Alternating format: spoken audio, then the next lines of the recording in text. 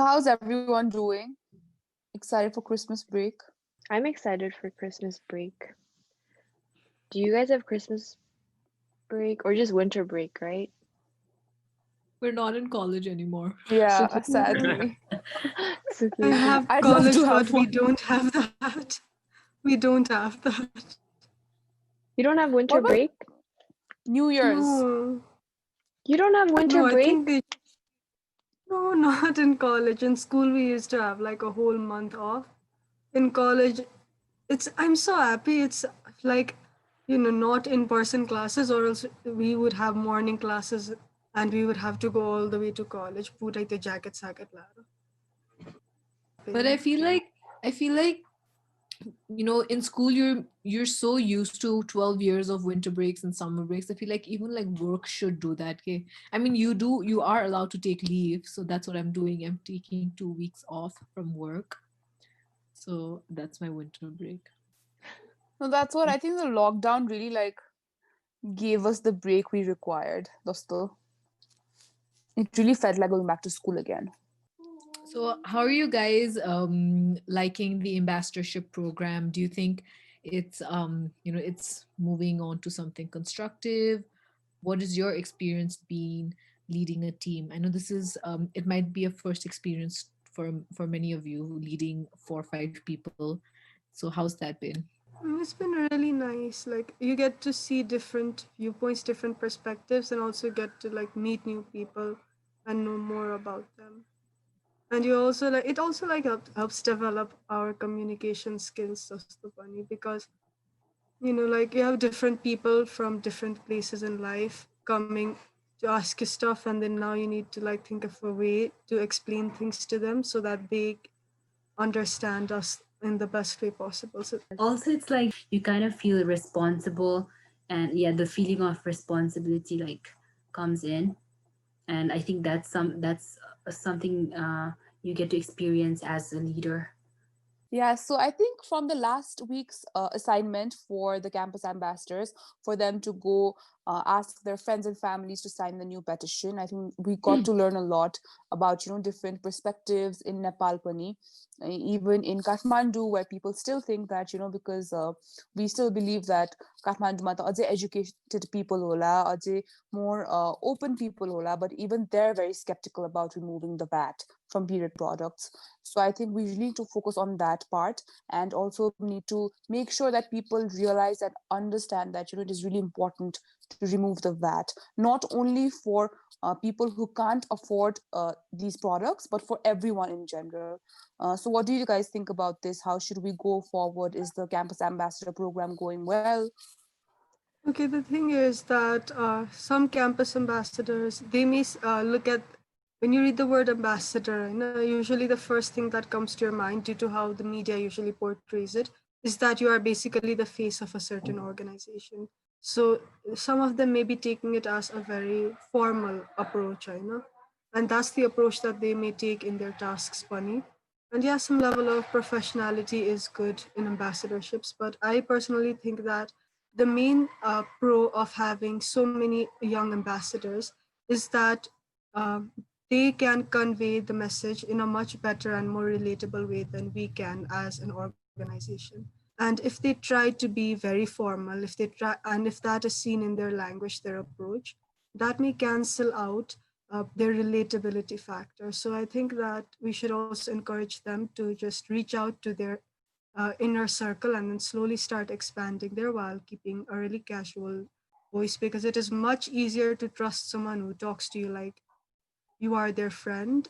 It's much easier to trust someone who is not using technical language all the time than it is to trust someone who is very obviously representing a company. Like about people being skeptic about not removing the VAT, I think it depends so much on like how the ambassadors explain the topic to them and the whole issue related to the VAT on sanitary pads. And one more thing I just want to add is, when, especially in Nepal, because the government doesn't function on a very digital platform, sometimes, having a digital campaign is that's trying to make create policy level change might not be very credible, and that's for any of us. For example, whenever we're doing petitions, so what's the end result of that, right? So I think there's a lot of responsibility on Pat to go as an organization to take this forward also, because a lot of people are appreciating it and talking about it. We have gone through the media channel, we are going through the young people channel right now, and hopefully one day we hope to move towards the political representatives channel, also someone who can raise the issue at the at the national level with us. And I think it's also important for this campaign to move forward, not just for removing the VAT, but also to you know for example, when the tax on books was removed, a lot of people protested and it was finally removed, and there was a sense of success amongst the youth. So I think this also would be able to create some level of solidarity, and this is an issue which a lot of people have a one track approach to, right? Some might even say that all period products need to be free, but most people say that yes, it needs to, like a more than majority say yes, it needs to get removed. So I think this actually can be a solidarity creating effort amongst the youth, and if it is successful, I think at a time like this where the political situation is so unstable, I think it does give the young people some hope that we can bring about. Yeah, and especially with how India has also removed it in 2018, learning from our neighboring countries and from other South Asian countries. And basically, the whole idea of the blood tax is such an ongoing topic all over the world. So hopefully, yes, we do um, get it right. But again, like coming back to the whole point of, doing everything online is also because of COVID. And I think people do realize that. But again, I think the whole idea of doing it online has really helped us connect with a lot of people, not only in Nepal, but also all over the world. Like Nepali people living abroad who will talk about it to their family members at home, Panini. So I think it will create, a sense of awareness amongst everyone, amongst the citizens. So hopefully it is a step forward towards the movement. Very interesting to see because, there have been a lot of mental health programs in Nepal since a long time ago, but then no one's ever taken this topic out and taken up for it and worked towards removing the VAT. So I think, like in Nepal, we're really used to doing things one way and not going out of the box. So like when you do come up with something different from what the society perceives is correct or right, I think people will have a lot of questions because again, we were not taught that way, right? We were not really made to think that way, and we're being made to think outside the box, outside our comfort zone, and that really does affect, I think, definitely Nepalis because we're not used to it. And hopefully it will help us out, especially when the campus ambassadors are working together and they're going to talk about it with their family members and their aunts and uncles. And I think that's how we're creating this whole domino effect and talking to everyone, reaching every person in Nepal. But again, like Dechen, you mentioned, it definitely is really difficult to reach the people who are actually in need of this, right? Especially people in the rural areas where there's no internet connection. And that's something we definitely need to focus on. So you were saying how not many people in the menstrual health field have thought about this or talked about this. So where did it all begin for Pat to go? I think for so this removing of the tax, like Shubhangi mentioned, it's not a new topic for the world, right? There are countries like India, our neighboring country, they've removed it in 2018.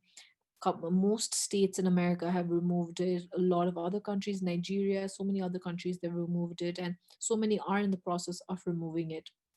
So it's not a new topic for the world, but unfortunately for Nepal, it is a new topic because no one seems to have raised this earlier.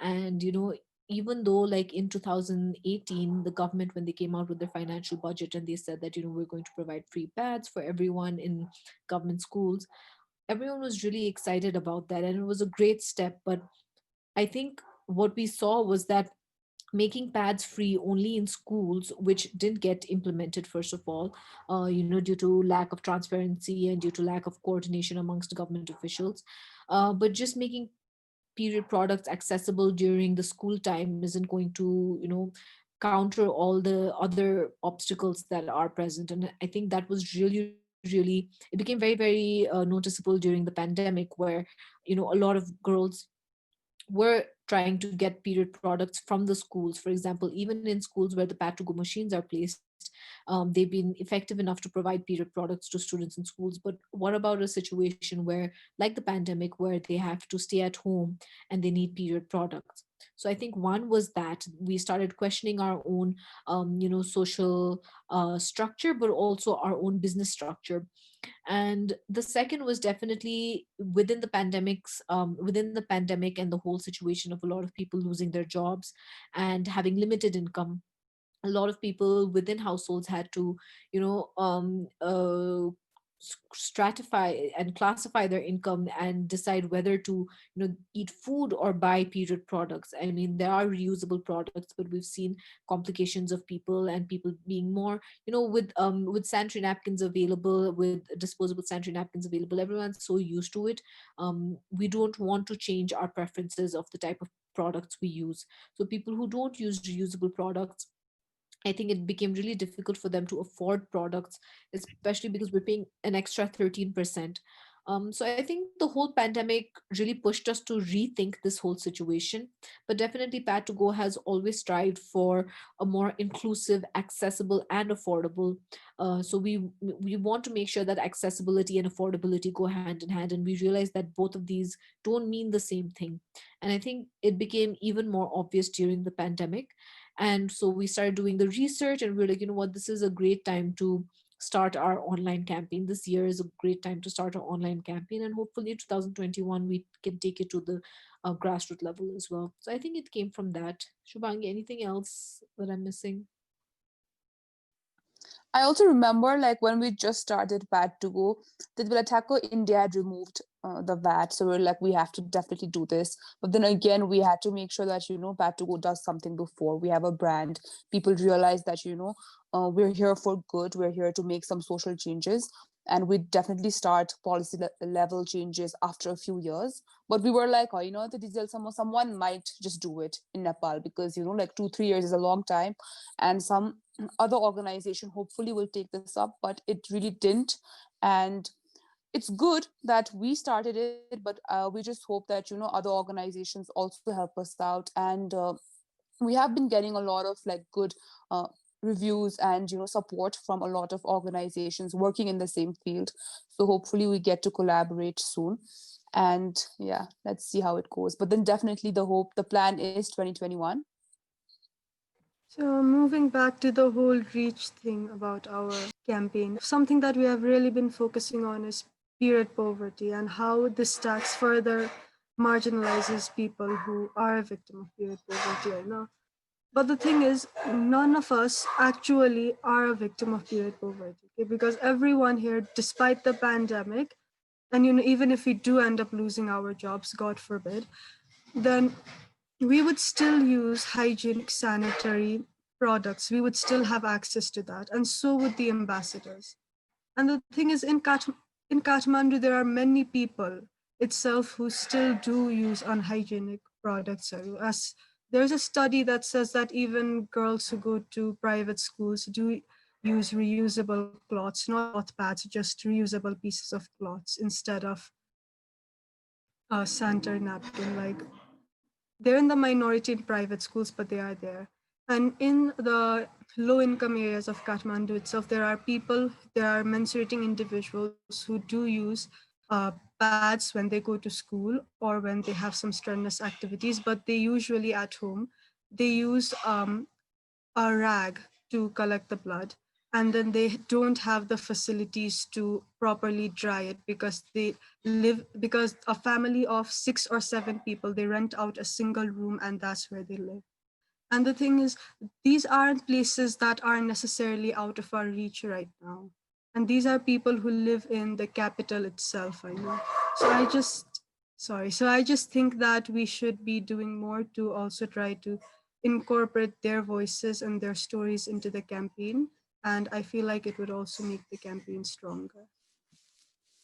That's a really good point, Sukriti. Also coming back to the whole point that you made about, especially us and even the campus ambassadors using sanitary napkins, even with the 13% VAT. I think we just come around to be the privileged people who can make a choice, right? We are privileged enough to make a choice, but again, if the VAT is removed, we can make better choices, not only for our bodies but for the environment as well.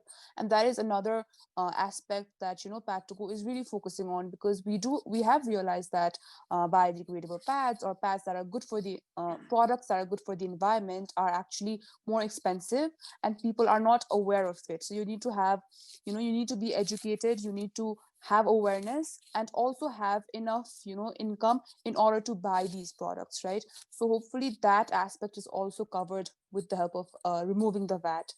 And again, definitely you are right, because we are again only uh, talking to, and maybe like even collaborating with people from the same background, from the same perspective, who still are doing this for someone else rather than for themselves, because they can afford the taxes, they can afford the period products, right? But that's where I think collaborating with other organizations who are working in the grassroots level is really important, because we just also donated a few pads to a local community in Lalitpur, and that really also opened our eyes, right, Justina, about how it's been really difficult for low income families, especially even in Kathmandu, around Kathmandu city, just in order to sustain their periods during the lockdown. So, guys, what do you think about Scotland? How they're providing free period products? I think it's a great initiative. I think it's actually Scotland is right now the flag bearer of um, menstrual equality, and making sure that everyone is included in the package and everyone has access and affordability. And a lot of countries can learn from Scotland, and I hope Nepal does move towards that direction one day. But I think for us right now, the first step would be at least getting the VAT removed.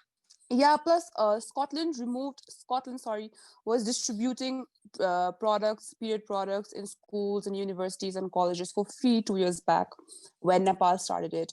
But again, the reason that we really couldn't do it is again because of our implementation programs and implementation problems.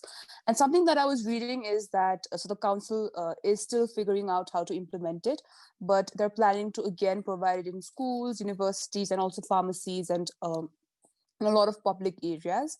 So hopefully it will work out. But I think I also read somewhere that it's going to take 2 more years. And I think that is a good timeline, because nothing can be done, really soon, especially something as important as providing period products for free. I think I also read that like the budget that's been allocated, so it's definitely still coming out of taxpayers' money, right?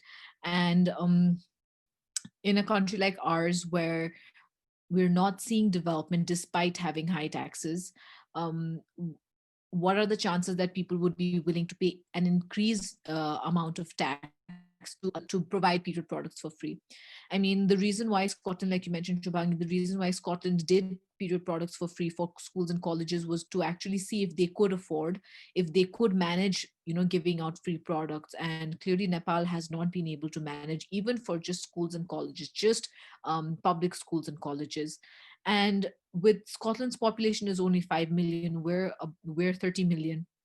And just for 5 million people, where I'm assuming maybe 2.5 are menstruators, you know, it's costing them 32 Nepali million rupees. So 32 million Nepali rupees for just 5 million people. So doing the math, I'm not sure if Nepal is at a position, or if they would include this in their budget at all, to provide so much funds just to give period products for free. So I think one is that's a very legit concern that we've been being seen right now. But also, like Shubhangi mentioned, it also comes down to implementation challenges. How likely is it that even if a rule were to come out, a law were to come out that period products are free, the things are actually going to get implemented. Looking at the past 2 years where it was supposed to get implemented, it didn't, and it's very saddening and it's very frustrating. But I think right now the least we can do is try to remove the bat. Yeah, Jaslina, what you were saying about the differences between Scotland and Nepal. First of all, the population.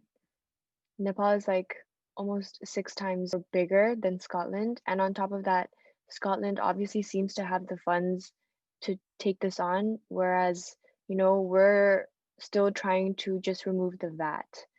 And I think some people need to understand that Scotland is just a small progressive country, whereas Nepal is still, has a long way to go.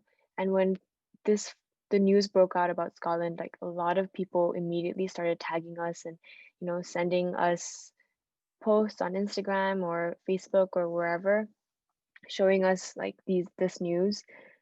Even though like even though they didn't say anything, I felt like they thought this is what we should be doing as well, which we are trying to do, like slowly but surely. Petition ko kura hai bhane, like a lot of people have the notion that a petition is not that effective. Like some of my friends also feel like you see that meme, like there's a big problem and they show you the picture of the sun and you're like spraying water and they portray as that like sort of a petition. If you have seen that meme. So a lot of people have that concept of like a petition is not that effective, but I think the main objective of a petition is like it's bringing awareness and like about the problem, about the situation.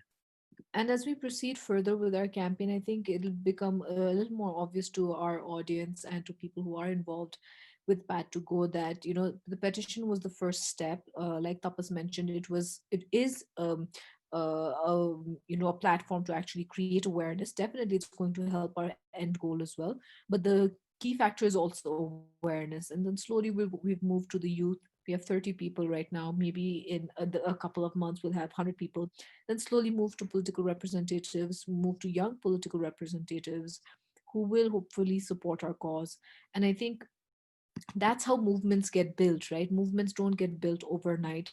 They do require a lot of campaigning and strategizing. So I think for Pat to Go right now, we are moving in a very strategic manner because this is something new for us and we don't want it to slip out of our hands, and we want to make sure that we do it correctly the one time we do it. One thing about advocating for issues online is that it gets like certain level of hype, and then people start forgetting about it.